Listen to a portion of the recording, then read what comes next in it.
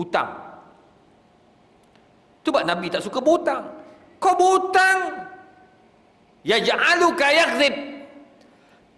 Dia buat kamu menipu. Bang, pinjam duit bang, bila? Nak pinjam RM100 je. RM100. Bang, dia kata nak bayar, tak bayar, percaya dia takkan bayar. Takkan bayar, kecuali orang tu betul-betul beriman pada Allah Ta'ala, yang bukan kaki penipu lah. Saya banyak dah kena tu, aku boleh cakap tu. Ni terbaru kena pula. Tak banyak. Yang pinjam duit saya ni orang yang bawa Grab. Dia Grab saya. Saya kalau tu saya minta nak tolong. Ustaz nak pinjam duit ustaz. Saya susah betul ni. Okeylah. Nanti ada duit saya bayar balik. Sekarang ni ada masalah kewangan. Saya pun bagi 300. Dia nak 300, saya bagi 300. Kadang ada yang minta 500, ada yang minta 1000.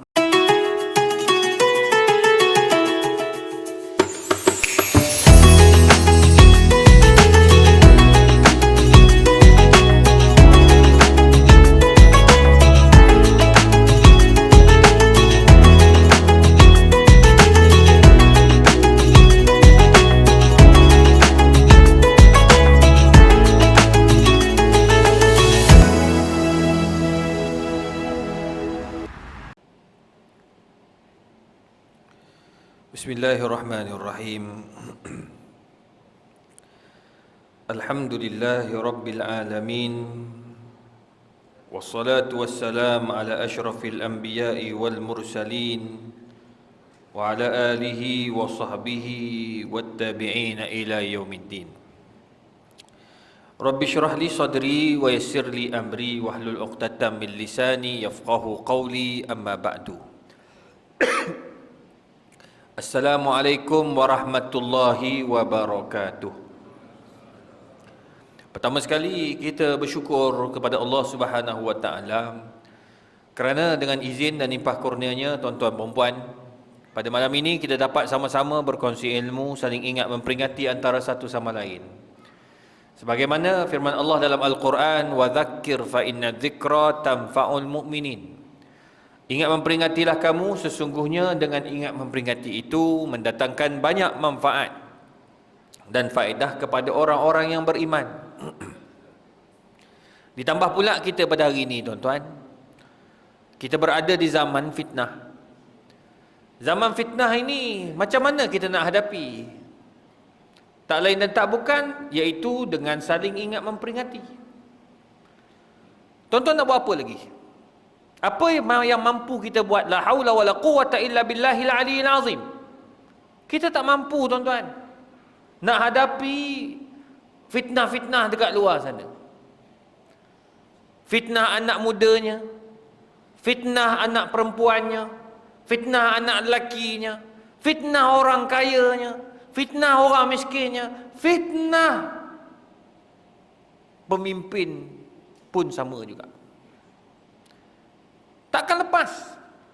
Apa yang mampu kita buat? Kita ingat memperingati.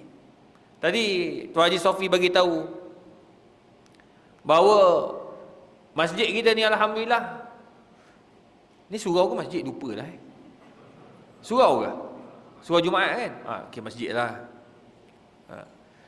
Kita ni alhamdulillah selepas Ramadan baru ni tambah satu saf. Bangga je ke. Patut 10 soft.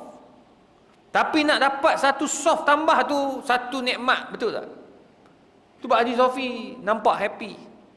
Tuan Haji pengurusi masjid surau juga happy. Sebab apa? Sebab bertambah satu soft. Ada tempat, tuan-tuan, terpaksa buat banner mencari orang hilang. Tu sebab saya sangat suka bila baru balik daripada Jakarta, tuan-tuan. Saya pergi 2 tempat, Jakarta dan Indonesia. Saya rasa macam Allahu Akbar, hebatlah orang dia. Pertama, negara dia ke arah negara yang bersih. Waktu memang saya terkejut lah. Kawan-kawan saya yang pergi, Prof. Ahmad Sanwari Long, orang-orang lama ni, yang biasa di Indonesia, dia kata duduk sungainya hitam, sekarang hijau. Sampah alhamdulillah makin bersih di Jakarta, Bandung dan sebagainya. Okeylah, itu tak apa, satu hal. Hari tu kami sampai mesyuarat selepas Zuhur. Okay? Kami sampai Zuhur, semayang Zuhur di masjid dekat UC Bandung. Terkejut saya tuan-tuan. Saya dapat tengok satu culture yang unik. Sebab saya dekat UKM. Saya biasa semayang dekat UM, saya biasa semayang dekat UIA, saya biasa semayang dekat UTM. Banyak universiti saya semayang. Dekat Indonesia ni pelik pula. Ya Allah. Tuan-tuan bayangkan budak-budak muda. Semayang dah habis dah, waktu semayang dah habis, settle dah, kami dah settle. Saya dah settle, dah semayang berjemaah dengan Tok Imam. Saya dah semayang jamak takdim asar. Jadi geng-geng saya duduk kat belakang tu tunggu, sementara nak tunggu geng-geng pensyarah-pensyarah perempuan siap. Orang perempuan lambat sikit. Jadi duduk kat situ, satu nikmat yang kami dapat, tengok segombolan budak-budak muda masuk ni. Budak-budak muda masuk ni. Katakan kumpulan tahun berapa? Tahun 1 baru habis kuliah. Kan kuliah berbeza-beza. Waktu azan pun dia orang terpaksa kuliah sebab dia nak kejar dewan kuliah. Dewan kuliah padat. Dia tak boleh kacau kalau pukul 12 sampai pukul 2. Tak boleh kacau. Kalau keluar semayang, lepas pukul 2 tu orang lain pula nak kuliah. Jadi dia orang teruskan kuliah. Dia orang habis kuliah, masuk kumpulan dia orang ni. Laki-laki semayang. Semayang berjemaah pula dia orang. Dia buat pula soft dia orang. Adalah 4-5 soft. Habis kumpulan ni semayang, datang pula kumpulan baru. Tuan-tuan, kami duduk 1 jam, tak putus solat berjemaah budak-budak muda ni. Ini hebat ni. Kita nak jadi macam ni. Masa kami semayang berjemaah ikut imam yang asalnya, tuan saya cakap lah, penuh sampai belakang. Ni, dia punya mentaliti tuan-tuan. Sebab apa? Dia berjaya tarik anak-anak muda. Menerusi apa? Menerusi selawat perdana yang diorang buat dekat Masjid Al-Istiqlal. Diorang buat masa Habib Omar datang. Penuh tuan-tuan perempuan. Pukul 2 pagi orang dah berkumpul dah. Padahal program esok 9 pagi. Anak-anak muda. Jadi oleh sebab itu tuan-tuan, tajuk kita pada malam ini, kita akan sama-sama membicarakan mengenai satu topik bagaimana nak transformasi anak muda, orang Islam ke arah Muslim yang sejati. Perkara ini tak payah kita pergi jauh-jauh. Tak payah nak ambil daripada falsafah sekian, daripada falsafah sekian. Kita ambil daripada Quran.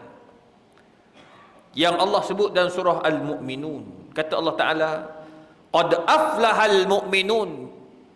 Transformasi orang Islam itu kepada Muslim sejati dah ada dah. Qad aflahal mu'minun. Akan berjaya orang itu. Bila? Kata Allah Subhanahu wa Ta'ala, alladzina hum fi salatihim khashi'un. Apabila mereka ini bila jaga semayang, dia semayang dengan khusyuk. Itu sebabnya semayang yang kadang-kadang nampak simple, walaupun khusyuk itu bukan wajib tapi ia sunat. Kalau wajib dan rukun tuan-tuan, tak sah ramai dah. Betul tak? Betul tak? Tok Imam tengah-tengah semayang rakaat ketiga, cop. Teringat bini pula tadi. Habis pun dah. Dia sunat saja tapi nak buat tu. Tu sebab Allah letakkan nak berjaya tu kau boleh khusyuk dalam solat. Macam mana cara nak? Tu sebab kita kena bincang macam mana nak bagi solat tu khusyuk. Antaranya Dr. Syed Ramadan Al-Buti dia bincang macam mana nak bagi solat tu khusyuk. Pertama, yang depan jangan kacau. Tengok surau kita alhamdulillah. Masa semayang tadi dia tutup ni. Ada tengah masjid surau dia buka. Pengkuliah utama. Dia baca, imam tu baca panjang, dia baca, oh kuliah esok. Lepas tu ada hadis pula. La yu'minu ahadukum. Tak beriman rupanya orang ni. Dia tengok benda tu, dah khusyuk dah habis. Tu sebab dia diminta untuk tutup. Nombor 2. Cara nak bagi solat tu khusyuk, apa dia? Nombor 2. Pastikan segala teknologi yang ada tu ditutup. Masuk-masuk tutup dah silent dah, tak payah nak fikir dah. Ini tak, kita duk fikir lagi. Ada yang tengah fikir lagi, apa nak buat ni selepas ni. Itu yang tak boleh nak fikir tu. Khusyuk dia tak datang. Nombor 3, kata Dr. Syed Ramadan Al-Buti, tundukkan mata kamu di bahagian tempat sujud. Sekarang ni pula, kita ni pula tengok tempat sujud, kita mengkaji ukiran ni pula. Siapa suruh kau kaji? Siap bagi tahu ustaz, saya dapati tengah semayang tadi ada salib dekat saya punya Saya punya apa? Sejadah. Apa kau merepek ni? Salib pula. Memang akan ada salib lah kalau macam tu. Ni macam mana? Kalau perhati ada kan? Tu sekarang ni orang buat bunga-bunga dah. Tuan-tuan, ni bunga pun jadi masalah. Yang perempuan, ni bunga apa ya? Kenapa dia warna merah? Kenapa tak warna hijau? Kenapa? Dah. Tu sebabnya, ingat tak orang-orang dulu, dia akan putihkan tempat sujud tu. Agar kita tak fikir banyak. Tapi tak, benda tu transformasi dah berlaku, perubahan dah berlaku. Maka fikir, sekarang ni kita hanya fikir macam mana nak bagi khusyuk dalam solat saja. Tu, 3 perkara yang ditekankan oleh ulama. Macam mana kau nak khusyuk dalam solat. Cuma ditambah pula oleh Imam As-Samarqand. Macam mana nak khusyuk dalam solat? Faham ma qara'a min ayatillah. Tolong ingat dan faham apa yang imam sedang baca. Itu sebab masalah kita ni tak faham apa yang imam baca. Tu rugi tu. Tu kata Umar bin Khattab, la nantaqil min ayatin illa ayah ila ayatin illa ba'da an qara'na wa ba'da an fahimna wa ba'da an amilna. Kami tak pindah daripada satu ayat ke satu ayat yang lain kecuali sehingga kami boleh baca dengan baik, kami faham dengan baik. Sekarang ni nak bagi faham Quran senang ni tuan-tuan, baca je dengan tafsirnya. Saya rasa masjid kita ni ada tafsir, betul tak? Ada ustaz mengajar tafsir. Siapa ustaz tu? Siapa ustaz tu? Tengok, nama ustaz pun tak ingat. Macam mana nak ingat apa yang ada dalam Quran? Tuan-tuan, malu kita dengan Doktor Profesor Madya Datuk Dr. Muhammad Farid Ravi. Tadi pun saya dekat Melaka, cakap depan asatidah di Melaka, Mufti Negeri Melaka.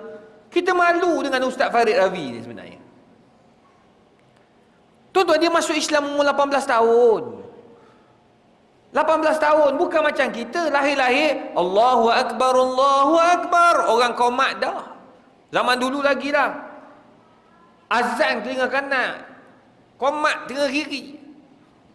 Kena yang rajin sikit, dia baca surah Fatihah pula. Ada rajin lagi, Yasin terus baca je. Tuh, tengok kita ni dulu tuan-tuan.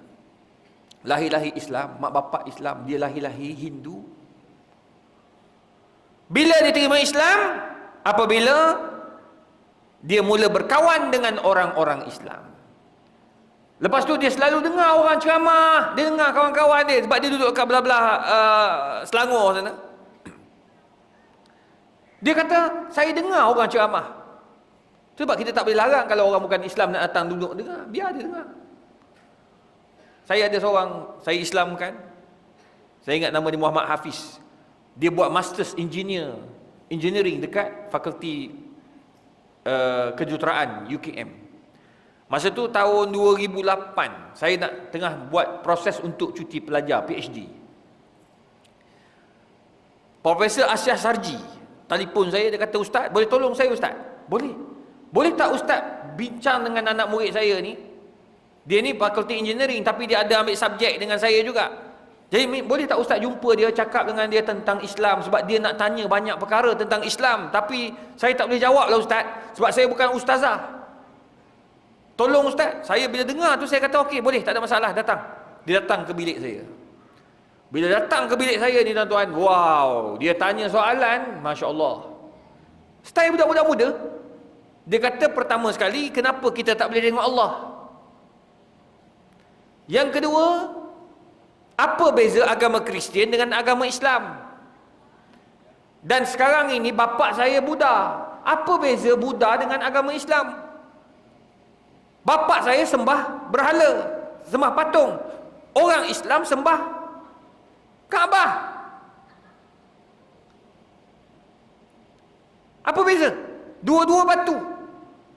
Saya diam dengar. Saya dengar juga ustaz-ustaz ceramah dekat masjid. Saya dengar juga ustaz berkhutbah. Oh, saya kata, "Kamu dengar?" "Ya." Tu sebab saya minta dengan Dr. Asriyah Saji, saya nak jumpa dengan Dr. Ustaz Izhar. Masa tu saya tak ada PhD lagi. Ustaz Izhar, sebab saya selalu dengar khutbah dia dekat luar. Saya nak dekat, tapi kawan-kawan saya kat UC tak bagi. Dia kata, "Kamu kafir. Jangan datang dekat kawasan masjid. Duduk di luar kawasan masjid." Luar kawasan masjid ni sampaikan dalam perkarangan pun tak lepas juga. Dia suruh duduk atas jalan raya atas tu. Dia duduk atas jalan raya dengar. Akhirnya tuan-tuan, dia ni datang, saya pun cakap gini, ustaz boleh cerita ke awak perkara ini, tapi dengan syarat awak kena baca dulu Al-Quran yang kami baca ini.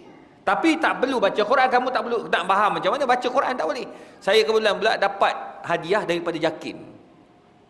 Daripada JAKIM, saya pergi ceramah kat JAKIM, JAKIM bagi hadiah terjemahan bahasa Cina. Masa saya dapat tu saya pelik juga. Saya sampai tanya lah, JAKIM ni sihat ke tak? Aku ni orang Melayu, dia bagi dia terjemahan Quran dalam bahasa Cina. Apa ni dalam kepala saya ni? Tapi saya tak tolak, saya ambil bawa balik rumah, saya balik ke pejabat, saya boleh letak kat rak. Rupanya bahasa tu bahasa Cina yang dia faham. Saya pun ambil, awak faham tak ni? Faham ustaz, ini bahasa keluarga saya. Alhamdulillah. Kalau macam tu awak ambil ni, balik baca.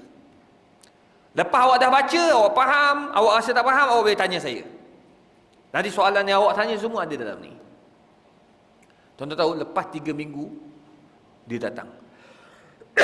Dia datang, dia cakap, ustaz, Alhamdulillah kak, ustaz, saya telah pun membaca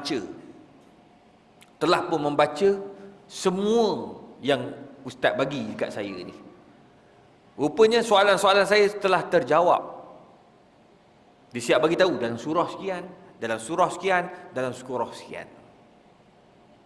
Dia siap buat perbandingan lagi. Dalam agama Kristian ada sebut tentang ini dan ia ada dalam surah Maryam.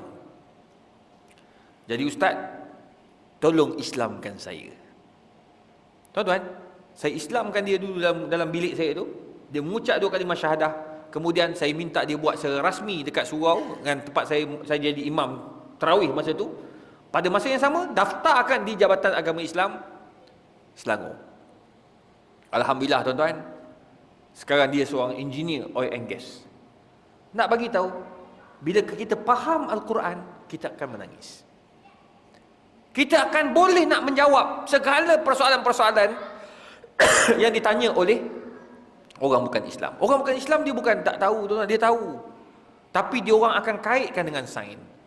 Dia akan kaitkan dengan teori-teori semasa. Itu sebab kita orang Islam kena faham. Kalau tuan-tuan nak khusyuk, tuan-tuan kena faham ayat Quran yang dibaca oleh imam.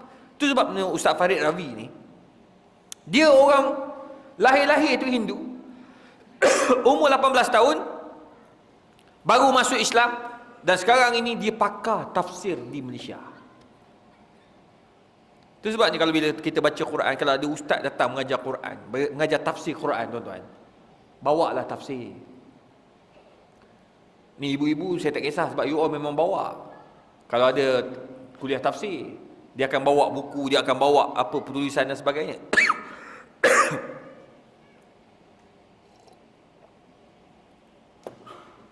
Doa saya tuan-tuan. Saya dah dekat 2 bulan dah dia batuk ni. Balik daripada Kuwait, balik daripada Jeddah, balik sampai sekarang batuk. Doktor dah tak larat nak bagi antibiotik lagi dah. Dia kata ustaz banyak minum air lah. Dia kata lagi bagus ustaz jangan bercakap selama sebulan. Yang ceramah maksudnya sebulan. Saya kata mana boleh, jadual dah penuh sampai akhir tahun. Tapi tuan-tuan,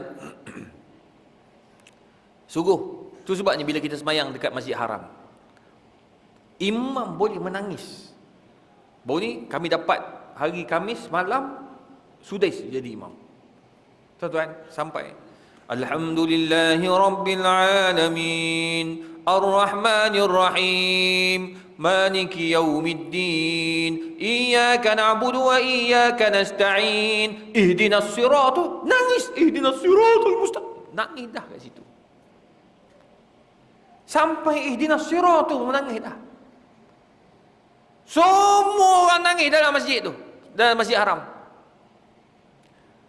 Termasuk orang tepi saya, jemaah nangis. Lepas tu habis sembahyang dia tanya, ustaz, kenapa dia nangis? Saya ingatkan faham. Habis nangis apa ni? Tak tahu, semua orang nangis, saya nangis juga. Tu kita hebat, kita orang Melayu ni mudah ikut nangis. Bayangkan kalau kita faham, ihdinas siratal mustaqim, tunjukkan aku jalan yang benar. Cuba kita bayangkan anak-anak kita macam mana sekarang. Bagaimana? Adakah mereka ini berada di jalan yang benar? Nangis kita. Baca ayat nangis terus. Ya Allah, kami sekarang ni sesat ya Allah. Kami sekarang ni pelik ya Allah. Tadi pun Datuk Mufti Melaka dia beritahu, orang percaya kepada benda-benda pelik ni mula banyak dah. Percaya benda khurafat, ada ramai. Percaya benda khurafat. Terpaksalah bincang, haramkan apa nama ajaran baru ni, dia kata Abraham daripada kitab Nabi Ibrahim. Dia nak ikut milah Ibrahim. Nabi Muhammad tak mau ikut, nak ikut Nabi Ibrahim. Dia kata Nabi Ibrahim power lagi, dia kata. Tengok bengong orang ni tak sama tu kan. Nabi Muhammad pun kau tak kenal, kau nak pergi ke Nabi Ibrahim. Hak tu nak ke Nabi Ibrahim, ada yang Nabi Daud. Saya jumpa baru ni dekat apa nama tu? Dekat apa? Dekat Putrajaya tu dia ada satu tu, Allah, yang dom besar tu. PICC. Orang semayang, dia tak semayang, dekat belakang dia pegang sikit. Lepas tu ada orang PICC bagi tahu, Ustaz, cuba tegur dia, Ustaz, kenapa dia tak semayang? Dia memang macam ni, Ustaz, tak semayang. Orang semayang dia duduk kat belakang, dia berzikir. Habis semayang dia keluar. Orang keluar, dia keluar. Orang kata dia pelik, tak semayang ke ni? Saya pun jumpa. Kata, Tuan, kawan-kawan beritahu kata tak semayang, apa Ustaz? Oh tak Ustaz. Semayang. Semayang bermaksud berdoa. Doa itu adalah solat. Saya semayang, tetapi cara Nabi Daud alaihi salam. Lah pergi Nabi Daud pula. Awak kata, mana awak tahu Nabi Daud semayang macam ni? Ini dalam kitab Nabi Daud. Macam mana awak belajar? Ada guru yang bagi tahu. Guru tu siapa? Guru yang mursyid. Siapa? Tak boleh bagi tahu, rahsia. Pada otak engkau. Mana ada orang belajar tak boleh bagi tahu? Dia kena bagi tahu siapa guru. Kalau tidak, ni lah dia. Tengok. Tiba-tiba guru mursyid. Ni bukan mursyid. Ini model sesat. Dallu fa'adallu. Sesat lagi menyesatkan. Ni sekarang. Tu Datuk Mufti pening kepala. Sebab apa? Sebab percaya kepada benda-benda. Itu sebabnya kita nak khusyuk dalam sembahyang, fahamlah ayat-ayat suci Al-Quran. Percayalah tuan-tuan. Tuan-tuan bila faham ayat Quran, tuan-tuan akan rasa gembira bila ayat tu dibaca oleh seorang imam. Dia takkan rasa, lamanya imam ni baca. Tak ada. Sebab apa? Dia rasa minat. Saya pernah sekali, dia imam baca panjang. Tapi dia baca daripada surah An-Nahl. Surah An-Nahl menceritakan tentang azab kaum-kaum terdahulu. Saya dah dengar dia baca, sedap dah suara budak ni, sedap kat telinga tu. Budak baca sedap, baca. Dia berhenti. Saya nak marah. Kenapa kau berhenti? Sebab dia sedang mencerita, lepas tu pak dia berhenti. Anti klimak orang tua ni. Dia sambung, kita macam tak puas, padahal rupanya dah habis satu muka surat setengah. Bila keluar, geng-geng ni lah, orang jemaah, panjang tu imam baca malam ni, kata, nak tangguh, kata. Panjang. Dia rasa panjang sebab dia tak faham. Saya rasa pendek sebab memahami apa nak berlaku, apa pula berlaku. Itu sebab tuan-tuan, bila kita faham ayat Al-Quran, kita akan lebih khusyuk. Kita memahami Al-Quranul Karim. Itu yang pertama. Kalau betul-betul awak mukmin yang sebenar. Yang kedua, sebab jangan malu untuk belajar Quran. Tuan-tuan tahu, pakar stem cell. Saya banyak belajar dengan Prof ni. Prof Datuk Dr. Ruzimah, pakar stem cell. Dunia tuan-tuan, bukan Malaysia tau. Ni stem cell ni. Dia duduk kat PPUKM, pakar dekat UKM, HUKM. Sekarang dah pencin. Dan pencin dia ni pakar tuan-tuan. Bila pakar, universiti nak sambung. Sambunglah. Bang, siapa tak nak gaji 29,000? Siapa tak nak? Dia tak nak. Dia kata cukup. Enough is enough. Saya dah buat kajian pusing satu dunia 60 tahun. Saya sampai umur 60 tahun buat kajian. Saya kaji tentang stem cell je. Dia yang cerita saya ni. Kulit manusia ni tak boleh nak tukar. Kalau tuan, na'udzubillah lah, pop, muka kena percikan api, koyak, na'udzubillah kan. Doktor nak tukar, doktor ambil kat mana? Ambil kulit Haji Sofi? Tak boleh. Dia ambil daripada dua tempat. Pertama, ni, belakang betih ni, satu, ataupun peha atas ni, yang lembut tu. Yang kedua, punggung. Punggung siapa? Bukan punggung Haji Sofi. Punggung kita. Dia ambil letak.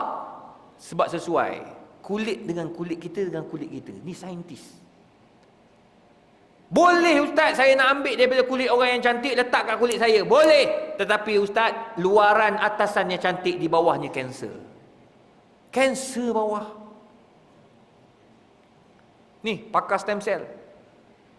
Lepas tu Allah pun bagi tahu dalam Quran, baddalnahum juludan ghairaha liyadhuqul azab. Allah kata benda dalam neraka, aku tukar kulit dia, aku tak tukar benda lain, tukar kulit dia. Sebab kulit saja menyebabkan kau rasa azab, panas, pedih dan sebagainya. Allahu Rabbi. Ni pakar stem cell, bukan ustazah tau. Pakar stem cell dunia. Bila pencin, orang nak sambung tak nak. Dia kata saya dah ada anak murid saya, dah jadi pewaris saya dekat UKM, dekat HUKM. Dan sekarang saya nak fokus, saya nak belajar Al-Quran pula. Bukan belajar baca, dia memang boleh baca. Dia nak belajar apakah isi kandung Al-Quran yang boleh saya relatekan dengan sains. Allahu Rabbi, tuan-tuan. Sekarang ni dah 5 tahun dia pencin, duk main masjid, pusing satu suruh negeri Selangor. Mana ada tafsir dia akan pergi. Ini orang yang nak kepada memahami Al-Quran. Bukannya kita datang, datang belajar tafsir, belajar. Siapa mengajar? Tak tahulah, yang penting dia ajar. Apa yang dia ajar? Wallahu a'lam.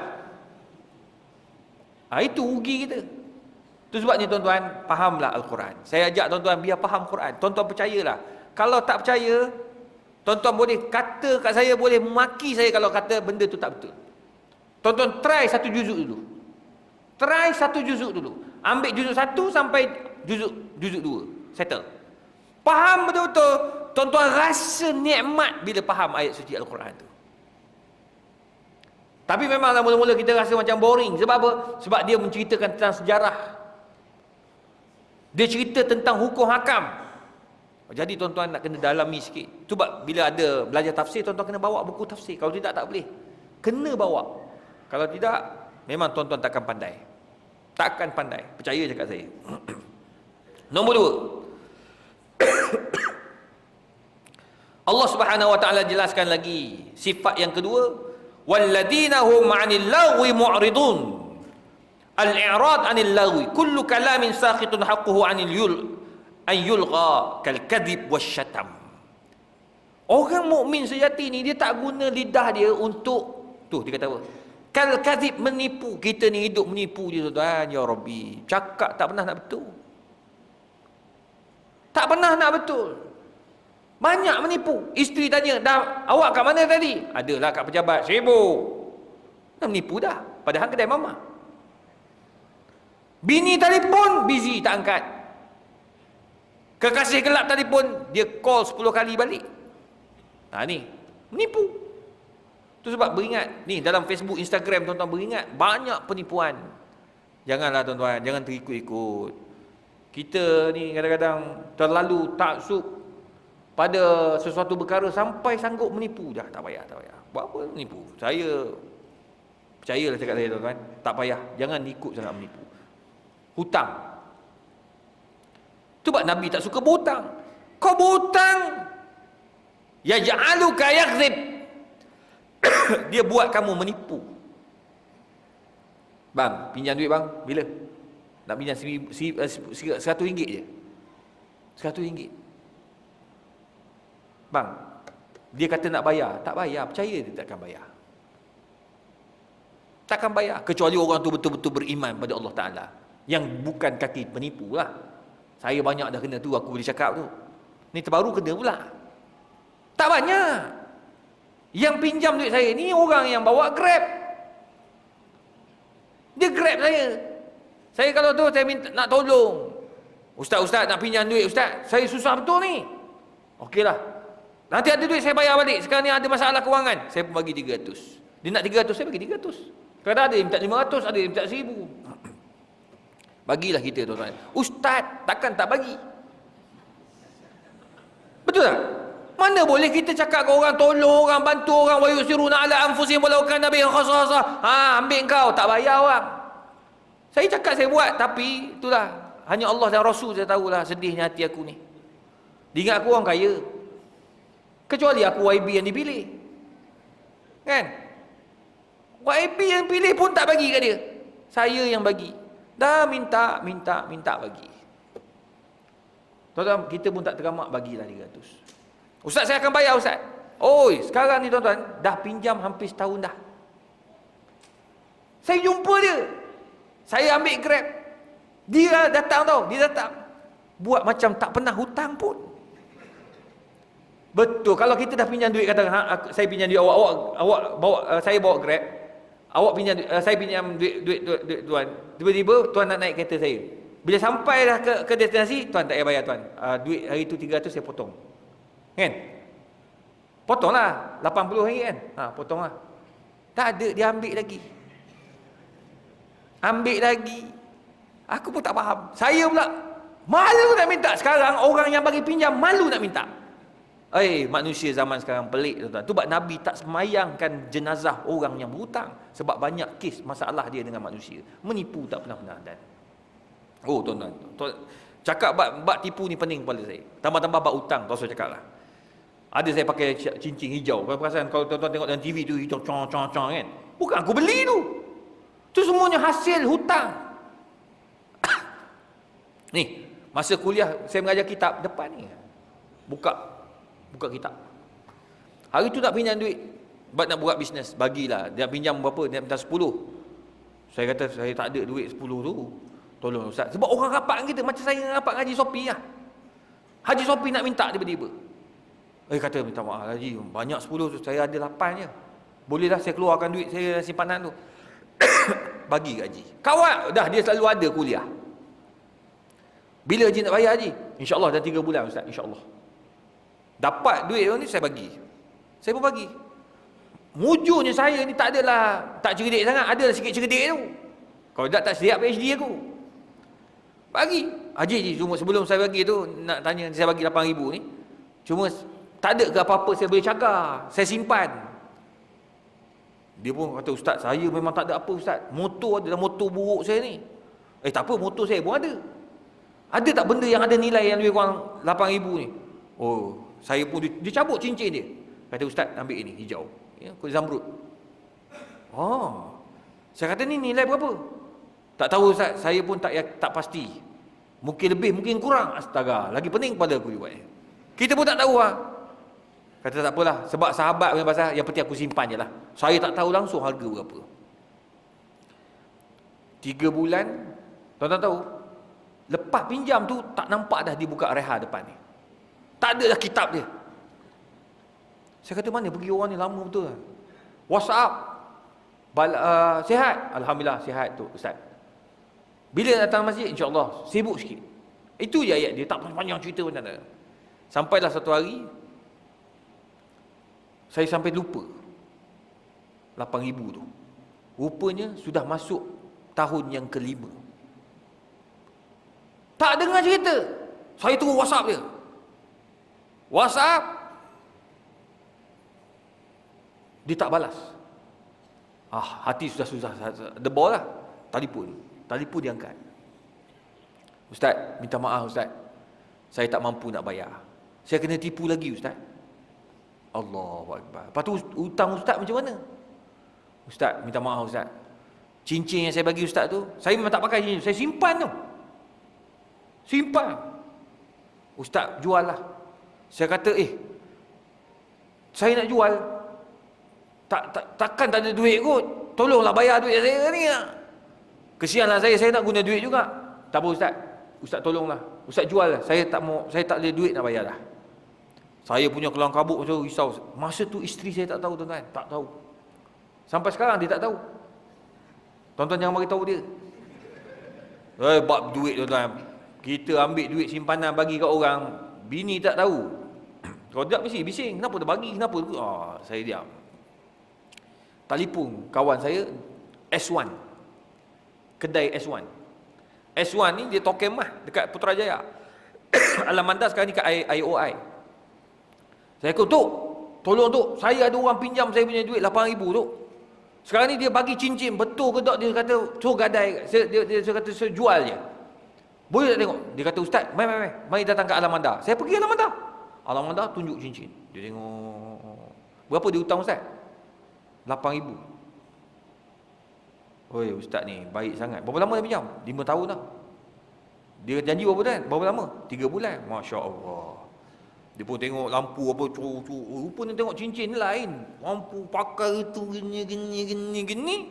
"Ustaz, gini Ustaz. Saya jual kat Ustaz 17. 17. Hutang 8. Nanti saya tak mau jual lagi." Saya pun ambil, saya balik, saya call orang tu.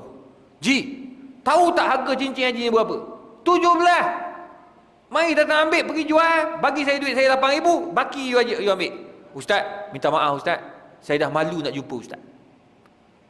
Cincin tu saya dah bagi kat Ustaz. Saya anggap Ustaz punya. Ustaz pandai-pandai dah jual. Ustaz ambil. Ustaz jual 8,000 Ustaz ambil. Yang baki tu saya sedekah kat Ustaz." Dia sedekah kat aku pula. Pening manusia zaman sekarang dia, tuan-tuan. Lah saya pun tak nak bercakap banyak. Saya pakailah cincin tu. Anggaplah dia hadiah kat saya. Dan saya pun halalkan dia apa yang itu. Macam saya belilah dengan dia tu. Tak. Saya kata, dah malas nak fikir. Dia pun tak nak dah cincin tu. Dia tak nak jumpa pun. Saya pun tak nak jumpa dia. Sekarang ni ada cincin tu. Kalau tuan-tuan nak, katanya harga dah naik 25,000. Tapi takkan jual lah. Memang tak lah. Nak ada orang kata payah nak dapat. Tapi itulah, kalau saya jumpa dia pun saya akan cakap ke dia, kata memang ni harga dia macam ni. Tapi dah dia cakap awal-awal dia tak mau jumpa. Tuan-tuan, tu manusia. Cuba beringat, jangan menipu. Kal kadhib wasyatam, maki orang. Maki orang dengan apa? Dengan isu-isu yang remeh-temeh. Jangan sekali-kali. Kena beringat tu. Maki orang. Ni tambah-tambah zaman politik. Tak. Tuan-tuan, politik ni biarlah politik, tuan-tuan. Tuan-tuan, dalam masjid ni jangan duk politik sangat. Saya tahulah dalam ni macam-macam warna ada. Merah ada, biru ada, hijau ada. Apa lagi? Biru muda ada. Warna pink ada. Tengok. Biarlah tuan-tuan. Tak apa. Dalam masjid, betul tak? Dah. Jangan duk gaduh-gaduh. Apa pasal nak gaduh-gaduh? Ni sampai maki hamun. Keluar perkataan-perkataan tak bagus. Tak boleh gitu. Sebab apa? Sebab Allah Subhanahu Wa Taala pesan, walladzina hum 'anil lagwi mu'ridun. Orang beriman ni dia tak maki orang dengan bercakap benda-benda yang tak berfaedah. Tu, benda very simple tapi itu yang kita buat. Walladzina hum 'anil lagwi mu'ridun. La haula wala quwwata illa billah. Bahkan kadang-kadang wa idza marru bil lagwi marru kirama. Dan ada setengah orang pula dia berjalan, dia suka duduk pula dengan orang-orang yang cakap yang tak berfaedah ni. Alah, tuan-tuan, kalau kita duduk dekat kedai makan, tuan-tuan suka sembang dengan orang yang cakap betul ke kaki sembang? Sembang. Saya sebenarnya bila melihat kepada fakta yang disebut di dalam buku sekian, tidur kita tengah minum kopi. Dia kena sembang yang pokok boleh terbang. Pokok boleh terbang. Aku ni bini suruh kahwin 30 kali lah. Saya je tak nak. Saya ulang 30 kali. 30 kali suruh kahwin. I tak nak. Tapi I tak pernah takut dengan dia. Oh, sembang kari dia bagi. Tengok bini dia pun. "Awak ke mana? Tak balik lagi?" Sekarang saya balik. Sekarang saya balik. Punya takut ini dipanggil sembang kari. Orang macam ni, tuan-tuan, memang dia penghibur lara. Penghibur lara. Memang suka duduk dengan orang macam ni. Tapi dia akan bercakap dan akhirnya menipu dan bercakap benda yang tak berfaedah. Sebab orang tak boleh, dia nak duduk dekat majlis-majlis ilmu, dia payah sikit. Sebab semua fakta. Kalau tidak, bosan orang. Tu dia. Tu dua. Dan nombor 3, azan pukul azan. Terlepas dah. Ya, kenapa tak bagi tahu? La ilaha illallah. Saya nak. Tapi you all tak bagi tahu. Tak ada, tak nampak sini. Kalau tak bagi tahu. Okey. Yang ketiga, Yang ketiga, ni penting tuan-tuan. Walladzina hum lizakati fa'ilun. Zakat. Tuan-tuan, kadang-kadang yang kita ni malu tau. Malu. Zakat ni wajib. Tapi sampai peringkat pusat zakat, lembaga zakat terpaksa masuk dalam khutbah Jumaat, tolonglah bayar zakat. Aduh. Bang, ni benda wajib lah bang. Nak tak nak kau tetap kena bayar. Negeri Selangor sampai masuk dalam khutbah Jumaat, ada 1,300 orang yang wajib bayar zakat. 1.3 juta yang wajib bayar zakat, tetapi yang bayar hanya 300,000 saja. 1 juta lagi hilang tak tahu ke mana. Wilayah pun masuk. Bang, kenapa sampai bengkak macam tu? Malu kita bang. Sebab apa? Sebab tukar zakat. Macam tadi kita nak buat pembangunan masjid. Bang, masjid bang, inilah infak kita fisabilillah. Tuan-tuan, duit kita bukan semua kita punya. Saya cakap ni sebab percayalah tuan-tuan, tak miskin kita bayar zakat. Saya bukan cakap kosong. Tanya Haji Sofi, saya bayar zakat wilayah persekutuan. Betul kan Haji? Kau tak kata aku tak bayar zakat wilayah. Betul, bayar kat wilayah. Selangor saya potong, wilayah saya potong. Bang, sebab apa? Sebab saya tak pernah miskin disebabkan bayar zakat. LHDN saya bayar untuk negara. Bayar. Sebab apa? Sebab itulah tanggungjawab kita. Tuan-tuan tahu tak? Bila kita bayar zakat, buat zakat satu hal untuk fakir miskin. Yang kedua, wakaf. Ni, kita nak buat, nak baiki masjid, baiki surau. Tu wakaf. Itulah yang kita punya tuan-tuan. Bila mati, itulah yang akan bersama dengan kita. Yang tuan-tuan makan seorang-seorang, tuan-tuan habiskan untuk beli-beli hiburan-hiburan, tak ada apa. Itu habis gitu, jadi tai. Makanan jadi tai. Kalau beli handbag, perempuan beli handbag, lusuh, betul tak? Ada orang, ustaz saya ada duit, saya kahwin lain. Tua. Kahwin dengan perempuan akan tua, lelaki makin tua. Dulu makan vitamin, sekarang makan ubat kencing manis. Sama je. So apa benda? Apa yang akan kekal? Kita punya wakaf. Kita punya zakat. Bangga kita datang tengok macam tuan-tuan datang masjid ni. Kapet. Ni kapet baru ke? Kan? Kapet. Tengok Allah. Kita rasa alhamdulillah. Ini yang sumbangan aku itu RM2.5. Okey lah. RM2.5 daripada yang tak bagi langsung. Kan? Duk komen-komen apa ni? Asyik tukar kapet je. Dia komen memang sedap tuan-tuan. Tapi tuan-tuan nak apply, suruh dia jadi AJK. Silap bulan masjid dia tukar je. Sebab apa? Sebab ini semua untuk keselesaan kita semayang. Macam contoh buka aircon ni aircon panjang. Nak buka yang kecil-kecil, yang pasang-pasang tak cukup, kita buat yang macam ni. Oh ya, mai bising.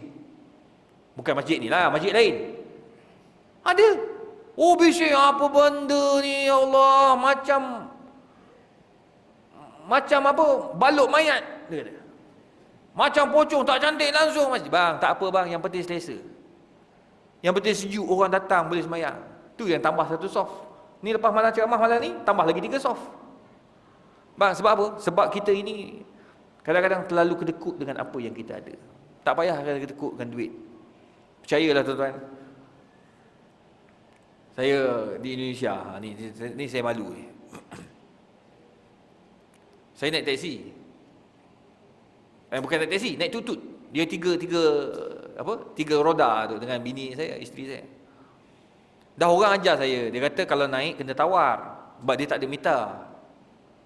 Saya pun letak berapa ni? Dia kata 75,000. Oh, tak boleh kurang ke? Boleh. Berapa? 60 lah. 60,000.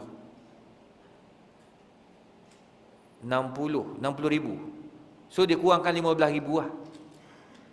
Tak apa, saya kurangkan. Saya tengok bapak baik pakai kopiah, saya sedekah. Bang, kita pensyarah bang. Dia punya tuk-tuk tu naik 3 orang runtuh tau. Saya naik 2 orang ni belakang. Dia nak sedekah kat kita. Dalam perjalanan dia cerita, anak dia sedang nak beli, dalam proses nak beli, rasa gembira sangat ni, alhamdulillah malam ni ada rezeki sikit, esok nak bagi duit kepada anak untuk beli buku. Alhamdulillah, dia kata suka betul. Dia cerita tu macam dia happy gila. Dapat 60, saya punya 60,000 campur-campur yang sebelum ni, nak bagi anak beli buku sekolah. Adik, kau bersyukur dik, bapak kau bagi duit beli buku. Ni, bapak tak ada duit, anak-anak yang lain semua dah ada. Dia tak ada duit sebab tengah kumpul lagi. Dia kata esok cukup. Alhamdulillah, saya suka sekali bapak. Doakan saya. Mana tahu dengan sedekah yang saya bagi ini akan menyebabkan saya lagi murah rezeki. Aku lagi insaf kat belakang. Sebab tadi aku minta kurang. Bang, tak ada lah, keluar-keluar. Saya bagi lebih, memang tak bagilah 75,000 yang diminta tu. Bang, tak tergamak bang. Orang miskin berjiwa besar nak sedekah kat kita. Dia mungkin ingat, oh, saya datang daripada luar negara, datang ke Indonesia, ada kerja, duit tak cukup, dia sedekah. Memang betul, fisabilillah. Oh, tuan-tuan, ini jiwa. Bila saya bagi dia, besar jugalah. Saya kata ambil lah, nanti tambah untuk anak. Bapak-bapak, nanti. Saya punya 60,000 saja. Baki ni, dikira apa ini? Hadiah atau sedekah? Wah, dia tahu akad pula. Hadiah atau sedekah? Saya kata hadiah. Nak sebut sedekah takut dia terasa hati. Saya kata hadiah. Bagi kepada anak untuk beli buku. Masya Allah, saya niat mau sedekah, Allah bagilah yang lebih baik daripada itu. Allah Rabbi, tengok, jiwa besar. Itu sebabnya nak dapat orang macam ni yang redha dengan apa yang dia ada, susah tuan-tuan. Itu sebab Allah SWT. Itulah. Itu sebab Islam suruh tuan-tuan pergi haji dan umrah. Haji khususnya. Tuan-tuan pergi haji, tuan-tuan tahulah macam mana cara nak bersyukur dengan Allah Azza wa Jalla dan bersyukur dengan manusia. Tuan-tuan akan kenal manusia bila berada di Mekah. Oh, yang bayar pakej mahal, sombong. Bukan mahal mana pun. Dia bayar 60,000 je. Tapi cara dia hidup tu kat sana macam dia nak yang harga 250,000 tu. Oh, janganlah tuan-tuan. Sedih kita kadang-kadang. Padahal dia pergi yang 60,000 tu pun anak-anak kutik ramai-ramai beli bagi dia pergi tu. Suami isteri. 120,000 dua orang. Tu pun lepas les habis tu. Sampai sana ada orang miskin makan dekat dia punya apa? Dia punya kawasan.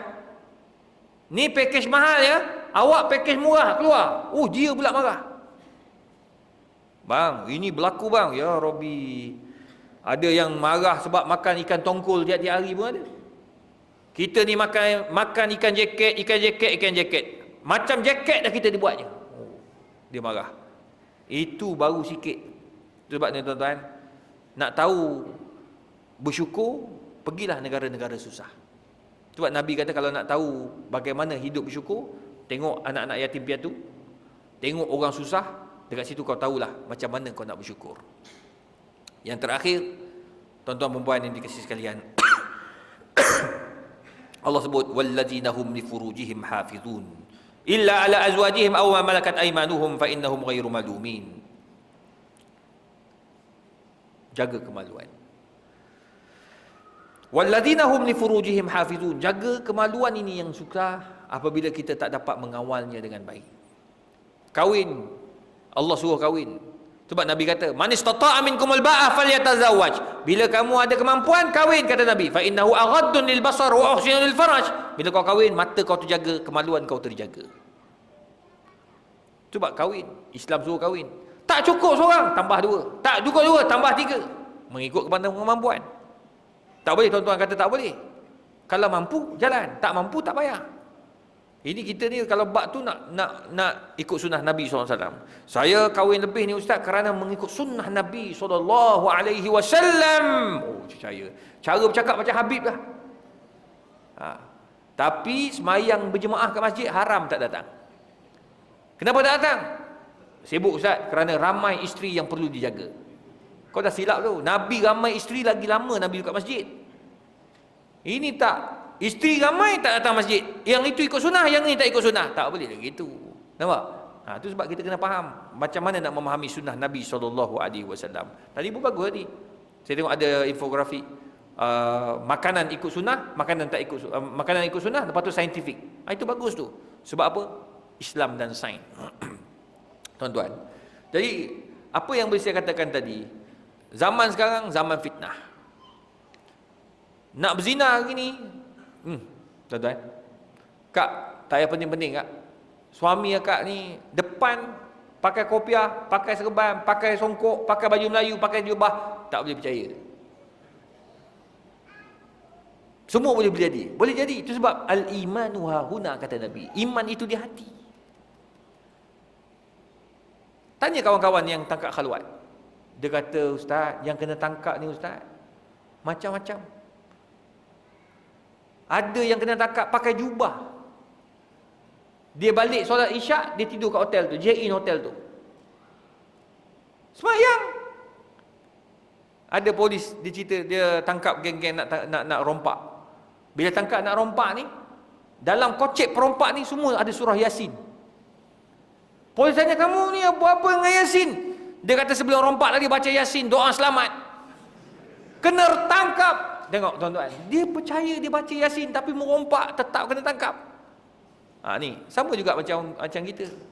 Sebab nafsu ni tak boleh nak kawal. Sebab bila orang tanya, kenapa adakah ustaz-ustaz juga boleh buat dosa? Ya, sebab kita bukannya malaikat.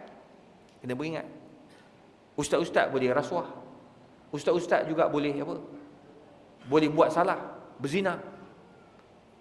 Boleh. Ustaz-ustaz juga boleh meliwat. Tu yang ada kena tangkap, kena 12 tahun. Kawan Ustaz Aslin, hafal Quran 30 juzuk, tetap kena. Semua ni boleh berlaku kalau kau tidak boleh mengawal nafsu kamu. Innan nafsa la ammaratum bisu. Sebab nafsu mengajak buat benda yang tak baik. Oleh sebab itu, orang mukmin dia kena jagalah kemaluan dia. Jaga mata, jangan tengok benda maksiat. Tuan-tuan tahu, data menunjukkan bahawa orang Malaysia antara yang paling tinggi tengok porno. Tu menakutkan. Budak-budak muda kita tak tahulah macam mana. Tak. Dia tanya, cikgu-cikgu tanya kat sekolah, macam mana kau boleh tengok porno? Tak ada, saya tak tengok. Saya buka iPad ayah tengok, ada. Ayah tengok, dia lupa log out. Anak sambung. Selamat. Tu adalah ayah buka, kenapa dah banyak pula cerita dia tengok? Kena beringat. Kena hati-hati tuan-tuan. Tidak ada isu dalam bab ini kalau kita sama-sama tak menjaga. Tambah sekarang ni nak masuk, Allahu Akbar, nak berzina sekarang ni tuan-tuan, mudah je. Naik hotel semua pakai kad, kan? Tingkat 20, tingkat 18 je boleh naik. Payah tuan-tuan. Sebab kita kena banyak hati-hati. Macam mana nak buat ni? Amal apa yang Nabi suruh, apa yang Allah suruh ni. Anak-anak kalau diajar dengan Quran, diajar dengan memahami Al-Quran, diajar dengan solat berjemaah, diajar pula dengan khusyuk dan solat, insya-Allah dia pergi mana-mana Allah jaga dia. Walau ada buat maksiat, dia akan balik dan bertaubat kepada Allah Subhanahu Wa Taala. Tuan-tuan dan puan, saya rasa cukup 4 perkara tadi yang dijelaskan oleh Al-Quran dan ditafsir oleh para ulama. Antaranya Imam At-Tabari. Dan saya ambil ni daripada Syekh A'id Al-Qarni. Macam mana kita nak tune balik kita pada hari ini yang penuh dengan maksiat, penuh dengan dugaan. Dan kalau nak tengok, yalah macam-macam tuan-tuan, pelik-pelik. Saya nak cerita pada tuan-tuan, Blackpink yang Korea ni apa? Blackpink kan dia orang datang kan. Pernah depan saya ni, saya on the way nak pergi nak naik kapal terbang, saya lalu dia depan jemaah-jemaah haji ni, jemaah-jemaah umrah. Tuan-tuan tahu, dia orang keluar VIP punya laluan. Bila keluar kan VIP belah sana kan, dia orang keluar, dia lalu kat atas tu. Bila lalu geng-geng orang serbu. Dia serbu tu, depan saya tengok. Pegang, cium tangan orang Korea tu. Cium tangan Korea kira apa? Tok Imam boleh tak cium? Dengan pakaian nak pergi umrah. Bayangkan dia lupa yang dia nak pergi umrah. Yang penting cium dulu, yang penting selfie dulu. Tuan-tuan, ni akhir zaman. Tuan-tuan nak cakap macam mana? Tuan-tuan nak marah, budak-budak zaman sekarang marah, lari rumah. Tegur sikit, dia buat benda-benda yang tak berfaedah. Itu sebabnya tuan-tuan, tu dugaan kita. Oleh sebab itu, kita kena cari penyelesaian. Dia penyelesaian ni lah dia, yang Allah sebut dalam surah Al-Mu'minun. Macam mana nak buat? Tuan-tuan sendiri pun kena faham, dan kita sama-sama lah kena amalkan, insya-Allah. Dan saya pun ada anak-anak, saya ada anak lelaki dan anak perempuan. Saya pun risau bagaimana keadaan anak-anak saya, bila dia orang jauh daripada kita. So kita berdoalah banyak-banyak pada Allah Subhanahu Wa Taala agar Allah jaga kita, jaga keluarga kita daripada maksiat. Nauzubillah min zalik. Jadi tuan-tuan dan puan, maafkan saya kalau salah dan silap. Terima kasih atas jemputan, dan alhamdulillah saya pun tadi dah jamak takdim maghrib dan isyak. Saya tak dapat makan bersama tuan-tuan. Saya nak balik dah. Letih sangat tuan-tuan. Daripada pagi tadi ni sampai malam dah. Jalan pula macet, jam, hujan ribut dan sebagainya. Tapi alhamdulillah dapat sampai di Ampang ni satu rahmat lah. Jam tuan-tuan. Haji Sopi dia tak tahu jam daripada Bangi sampai sini. Dia Ampang ni dia tempat crowded. Jadi saya kena fikir macam mana laluan-laluan waktu yang sesuai. So saya datang sampai awal, saya berehat dulu dekat satu tempat sementara nak tunggu, sebab takut tak sampai. Saya pernah kena tak sampai jam. Jadi alhamdulillah dapat sampai ni, syukurlah. Tuan-tuan doakan saya bagi sihat. Batuk saya yang penting ni. Risau juga saya, ada dekat 2 bulan. Doktor pun tak bagi antibiotik, dia risau buah pinggang pula. Doakanlah. Ni pun masuk TV pun batuk-batuk, jadi macam tak berapa selesa. Kan kita batuk ni kita ganggu TV punya siaran. Mic kat sini.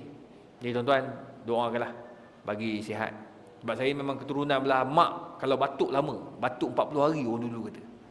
Ni saya dah masuk 40 ni, balik dari Kuwait dari tu, mesyuarat kat Kuwait, ni batuk je. Tapi dah sikit-sikit lah, alhamdulillah. Cuma doalah bagi diberikan kesihatan yang sepenuhnya, insya-Allah. Auzubillahi minasyaitonirrajim. Bismillahirrahmanirrahim. Alhamdulillahirabbil alamin, wassalatu wassalamu ala Rasulillah wa ala alihi washabihi ajmain. Allahumma faqihna fid din wa 'allimna at-ta'wil. Allahumma yassir wa la tu'assir ya mujib ad-da'wat. Allahumma arzuqna fahman nabiyyin wa hifdzal mursalin bi rahmatika ya arhamar rahimin.